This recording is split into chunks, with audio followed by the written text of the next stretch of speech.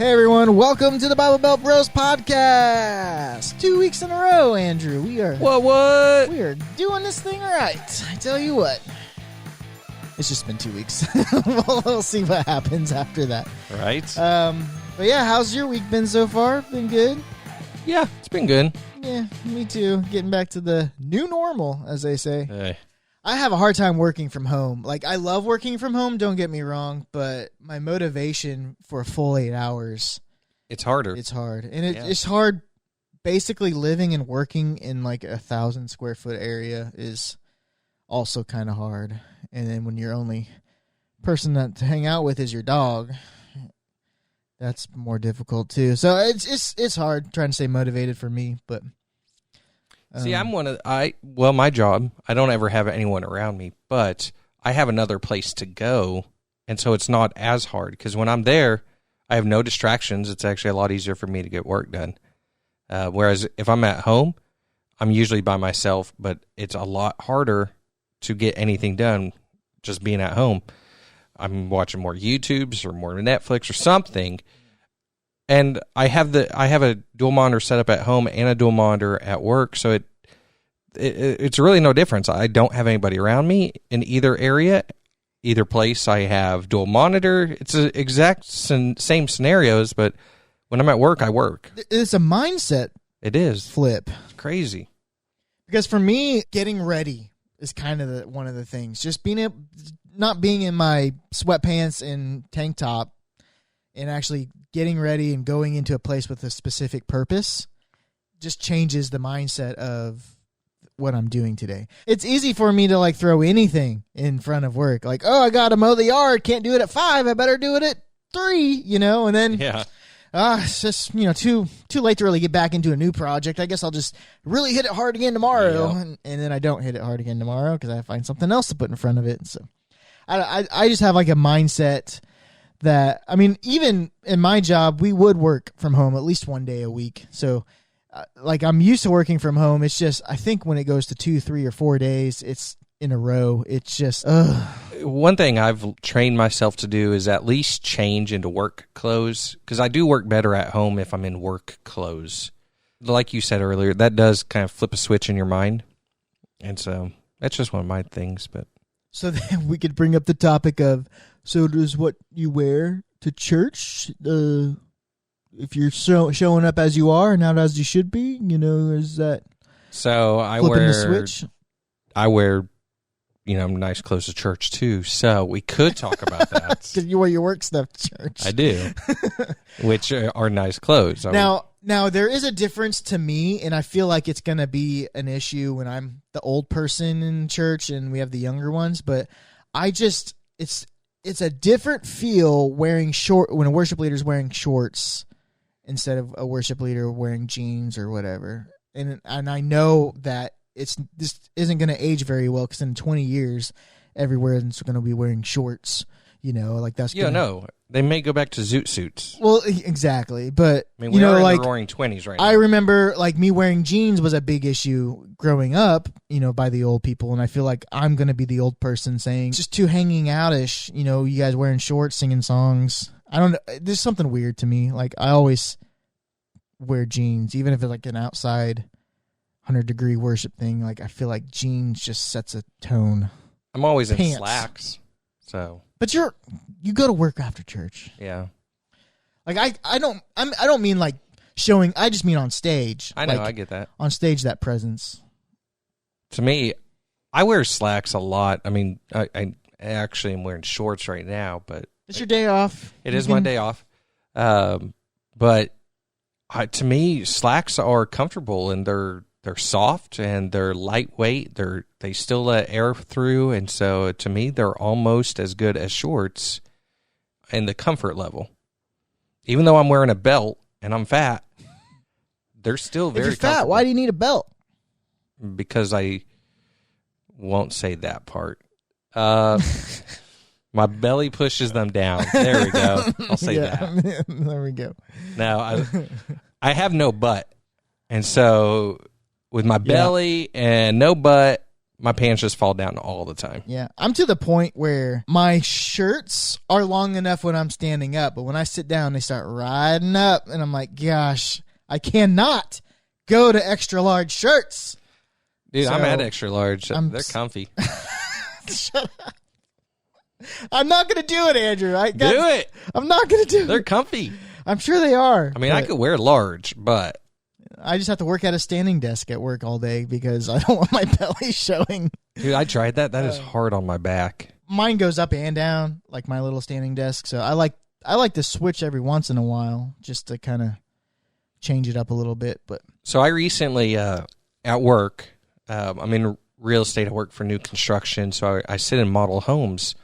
But I just recently had my model moved on me, and my new one it wasn't set up yet. And so I was having to stand all day, and it was killing my back. So I actually texted my boss, said, hey, I'm just going to go home, work from home. I'm not getting much work done here at the office anyways. So, and I went home, and so contrary to our earlier conversation, I got a lot more work done at home. you were dressed. I was dressed. You had already flipped the switch. Right. And I had my dual monitor set up at home, and I hadn't had it at my new model yet. That's it worked out, but I couldn't stand all day. Well, you have like an injury from Right. Afghanistan, right? That your back is bad. That's why you get paid by the government. That's right. It's actually not one of the reasons, but it's one of the reasons I should have but they denied that one. Because if they denied it, then you'd be at 100%. Or if they approved it, you're at 100%. Right. And then they're like, you're not a vegetable. Yeah. You play soccer. Like that is funny because I can play sports still, and it doesn't act up. But standing in one spot for a long time hurts. And I could stand in one spot for an hour, and it'll hurt. But I could play soccer for an hour, and it's not hurting. And I don't know if it's because it's probably the flexibility. I'm flexing the muscles and moving them, and they're not just getting to a solid state where they're starting or trying to solidify. It's like my. Sorry, I'm cracking myself up here. My example of that is when I'm sitting on the couch for an hour watching TV, and I try to stand up, and I'm like slowly having to stretch my back to get it into a standing position. I mean, that is about the same scenario. Yeah, solid state. You're solidifying. I've been standing a lot this morning. My back is hurting right now, but it is what it is. I'm used to it at this point. So, Andrew, today my topic that I'm bringing to the table is... it's nice that you're bringing topics, because you always ask me, and so I'm always... Well, I'm trying... You saw that board. You said last week you saw the board that I had, and I hadn't moved anything over, so I'm moving it over. It's about time.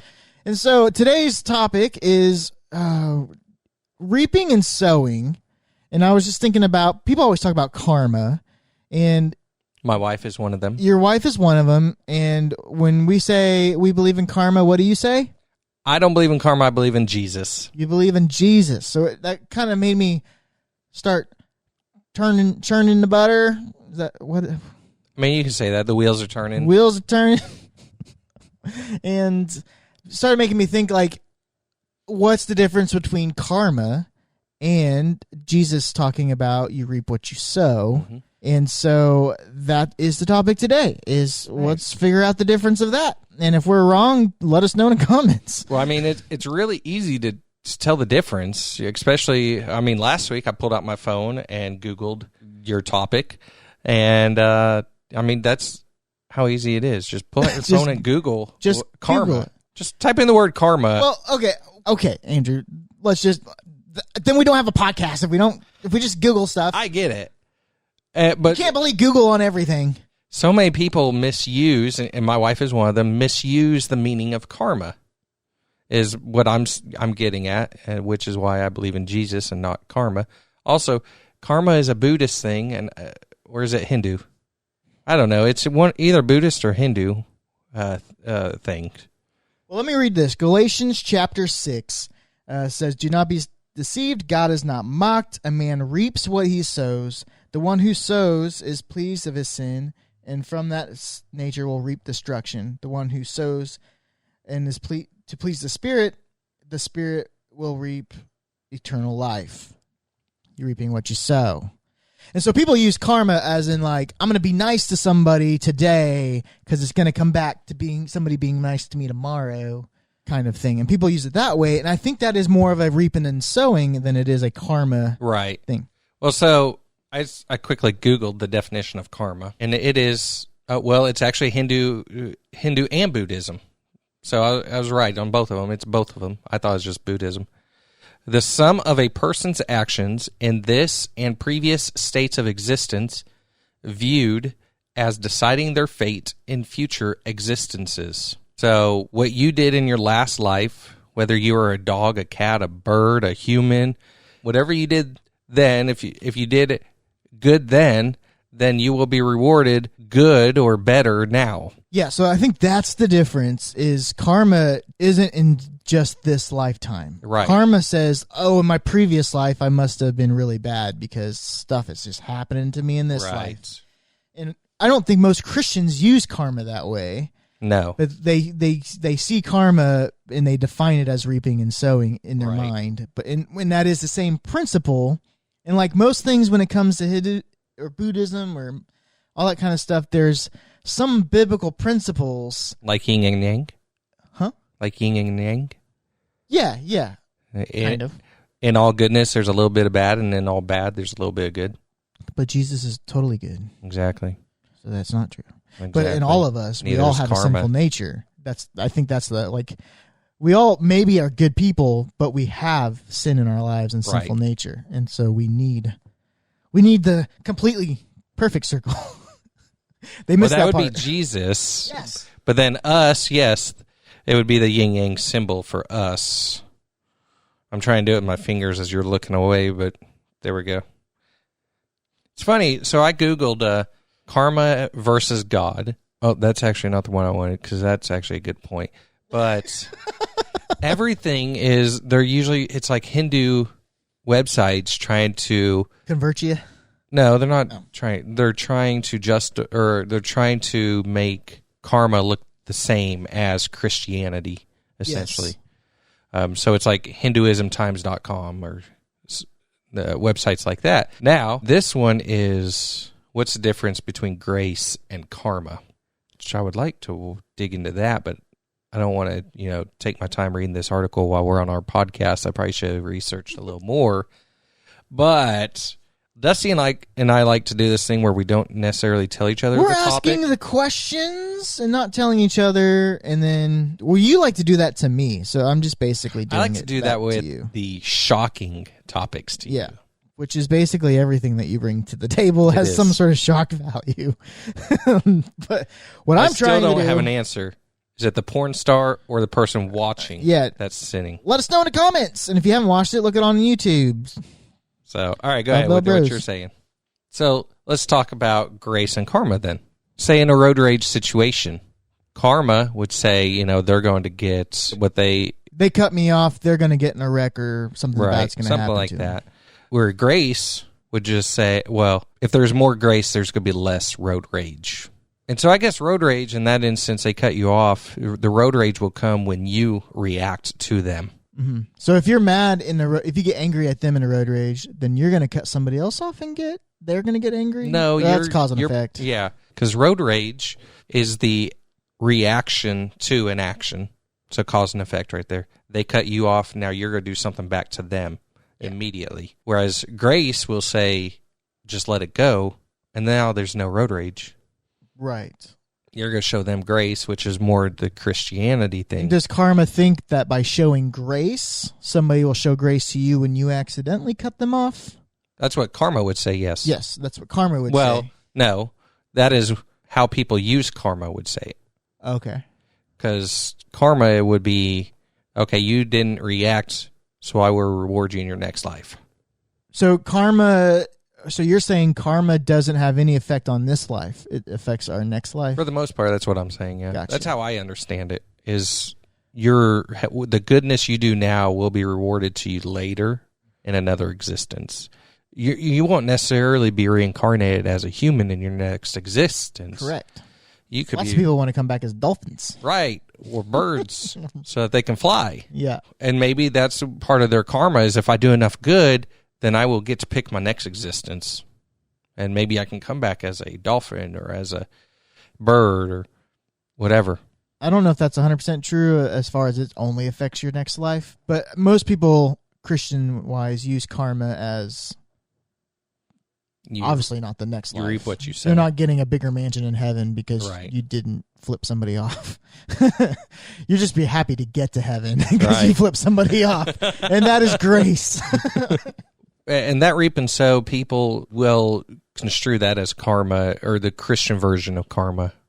But it doesn't say you're going to be rewarded in a new existence. Matter of fact, the Bible doesn't say you're going to be reincarnated. Technically, sometimes some of it says like your reward's in heaven. Exactly. Or the reaping and sowing when it comes to tithing. If you're sowing a tithe instead of holding on to it and keeping it for yourself, if you sow it, your hands are open enough to receive the blessings. And let me tell you about that, Dusty. Oh, God. Let's hear it. We have been extremely blessed here lately. Ever since. So I've always told Lisa to tithe, and Lisa does all of our finances. I don't have anything to do with our money other than I look at the budget maybe once a year. Say, okay, because, well, I don't care. I'm easygoing. Right. But she always struggled to tithe because we always just we're barely making it. Even when we were both working and both had good jobs, we're always, just barely making it. Well, it got to a point where I'm like, Lisa, I don't care. No matter what, at least tithe on my checks. I don't care if you don't want to tithe on yours. And actually, I do care. But I said, just no matter what, tithe. We will figure it out no matter what. And so she did, started, and now, holy crud, with the new house, somehow we got a check. We put no money down on the house. We paid no closing cost. We got more than what we asked for.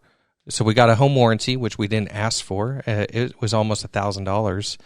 And then we got a check given to us at closing for $1,000. To cover the warranty? No, not because they paid for the warranty for free. Yeah. Golly. And so I'm like, how do we even get the... I'm still lost as to where this $1,000 came. You haven't even sold your old house yet. Right. I don't even know where this $1,000 came from, but they're like, yeah, here's $1,000. I'm like, thank you, God. That's all I can explain that as, because I'm in real estate. That doesn't happen, dude. I've been to a lot of closings where people are usually bringing, $15,000, $20,000 to the table. Yeah, that's what we had to do for this house. And they brought me money, and I'm a buyer. I'm buying the house, and they're me money. Paying you to buy the house at this point. So not only that, so that's a good our interest rate. Yes. We locked in at a super low interest rate. We locked in at a 2.875. There was enough money built into my contract, because I did my negotiation, because I'm a realtor, that they were able to buy my interest rate down to 2.75. So not only did they buy my interest rate down, they gave me, or I got a free home warranty because there was extra money left over. Then they gave me a $1,000 check on top of that. So you're saying you've got good karma? No. I'm saying I got grace given by God. Reaping what you sowing. And, be obedient to God, and he will bless you, is what I'm saying. Well, there you go. You have a testimony of tithing from Andrew Fisher. I know, and go back to our previous podcast, and I'll tell you in our previous podcast, and I'll still tell you that I still think that tithing is more of a Older Testament or Old Testament requirement, not necessarily now, but where you're faithful to God, he's going to be faithful back to you. Yeah, 100%. And I think when it comes to tithing, the only debates that we've had is how it's being, for me anyway, is how tithing is being used. Right. This principle of you tithing to the church and gaining the blessings that come from the tithing for the church also applies to how the church spends the tithe. Are the church holding on to it to pay make sure their staff's paid, make sure their building's paid, or are they continuing to bless the community? Mm-hmm. Like our church right now, we just got a shout out from the Trump administration. Yeah, Ivanka Trump. She shouted us out on Twitter because we are being faithful with what we have. We've been entrusted with this program for farmers we're giving milk out, basically. We're giving milk and produce out for free to our communities. To our communities and surrounding communities, because we are the hub here. The small little church compared to many huge churches in Tulsa, we are the hub of this program and just giving gallons and gallons and gallons of milk out. Like my only complaint to them is they gave me too much milk that I actually had to talk to my neighbors and give them milk, and so I had to be social and tell them about the Lord. So wait, you had to be the church. I had to be the church, and that's my complaint about my church. Church is making me be the church. This COVID stuff, it really has changed it more to the way we've shown like the Old Testament being is we're having to do more. It's harder now, Andrew, to watch a sermon online and then have to Zoom call with you to talk about it. I never talk about the sermons after the sermon, and now we're having this discussion about it. We're having, how does it apply to our lives? Where there's just so much deeper conversations coming from it. Our church is going from, let's get this Sunday morning going. Like even when they opened up the services, our church is like, no, we're having too much fun serving people right now. Right. Let's continue just doing that. And so like we waited till like the third phase before we even talked about, okay, let's start doing some Sunday morning stuff. But even now we are just continuing to bless and we're seeing the rewards of that. So if you're a pastor, a youth pastor or whatever, make sure that you're also doing those same principles. If your church wants to receive the blessings, the reaping, the sowing, that all comes along giving and tithing. Well, now our church is just abnormal. Our pastor is very abnormal. I mean, most pastors, they work their way up into a church or they get a church and, they're always expecting salary raises every year, every few years. Our pastor is the opposite. He cuts his salary almost every year to the point where our elders are like, you can't do that. You have to pay yourself so there's two ideas here. You got to be able to support your own family or support your family. And our pastor has a big family. Second is, should something happen to our pastor, we need that budget built in so we could hire another pastor. Right. So if he keeps cutting his salary, there's no salary built in for a new pastor. Exactly. So... Exactly. And so, that's the one thing about our church is we're just so mission focused. We probably err on being over mission focused. Oh, really, I would agree. When it comes down to that principle of reaping and sowing and giving and God blessing, like we are seeing that even in the church. The more we give, the more we are entrusted for our community, and so it's just crazy. Not even just our community. Community's 30 minutes away, right? Getting blessed because of the faithfulness we've been doing. Right. And so... Yeah, and our church is very, again, to me, it's unique. It's abnormal because our mission statement, the very first part of our mission statement is to matter to our community, and which is something that Dusty and I can very much get along with, especially if you've listened to our podcast for any length of time. You know that we like house churches or how church is intended to be or was intended to be, which is a small group of, not necessarily a small group. We like churches that are building the community or building the kingdom instead of just building their brand. Right. And I think that's the problem when the tithe money is being used to build themselves up. And I think that's the one thing with our church and how they're handling this whole milk situation is we're giving it to other churches, even in our community, to have the same impact to people. So we're saying, hey, it's not about us. We don't care if people come to our church or your church. It doesn't matter. We serve the same God. So, hey, here's some milk for you. You can do some ministry. You can get all the credit for it. We don't care. Not only that, we're giving it to a church in our community, which I never thought we would do. A church that might have fired said. Yes. Not only did people actually. Not only did he fire not only did this church fire our pastor, this church fired ours truly, Dusty Hope. Yay! And this church banned me. I've told this story. I've been kicked out of numerous churches. This is that same church. This is one of them that I was kicked out of and told not to come back to. And yet our church is able to bless them so that they can bless their with no community. Strings attached. No strings attached. No hard feelings. Don't get me wrong. I still love those people. Right.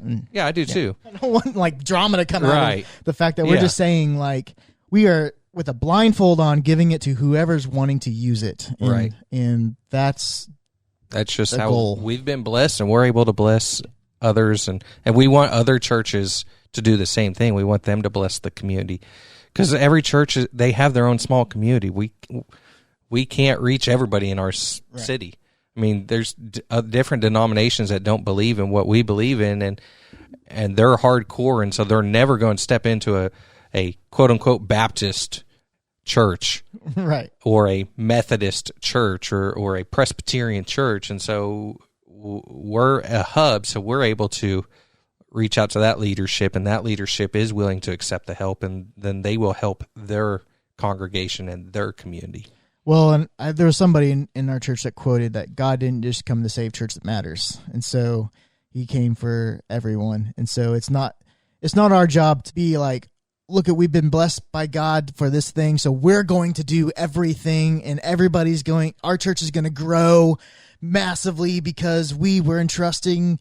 No, we're like, everybody's church is going to grow massively because we are being entrusted, and I think that's the difference.